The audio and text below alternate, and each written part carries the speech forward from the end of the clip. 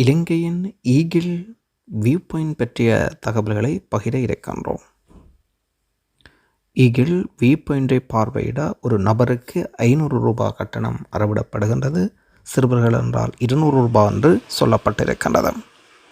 Eagle view point சுற்றுலா பயணிகளுக்காக திறந்து வைக்கப்பட்டிருக்கின்றது. நுவரெலியா மாவட்டத்தில் கடல் மட்டத்திலிருந்து 6182 அடி உயரத்தில் அமைந்திருக்கும் இலங்கையின் மிக உயரமான கிராமமான சாந்திபுர கிராமத்தை சுற்றி இந்த கண்காணிப்பு தளம் கட்டப்பட்டிருக்கின்றது. ஈகிள் வியூ பாயிண்ட் வெளிநாட்டு வேலைவாய்ப்பு சுற்றுலா அமைச்சர் விஜிதகீர தலைமையில் விமானப்பட தளபதி ஏர் மார்ஷல் பங்கேற்புடன் திறந்து வைக்கப்பட்டிருக்கிறது.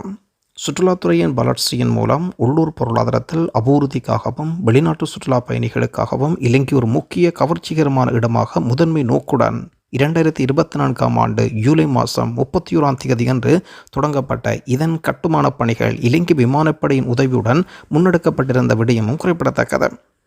இதற்கான நிதி பங்களிப்பை சுற்றுலா அபிவிருத்தி அதிகார சபை வழங்கியிருந்தார்கள்.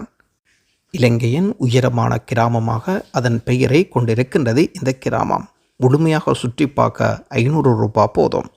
அண்மையில் மீள்கட்டமைப்பு திறந்து வைக்கப்பட்ட ஈகிள் வியூ பாயிண்ட் இலங்கையின் உயரமான கிராமமாக கருதப்படும் நுவரெலியாவின் சாந்திபுரவில் அமைந்திருக்கிறது.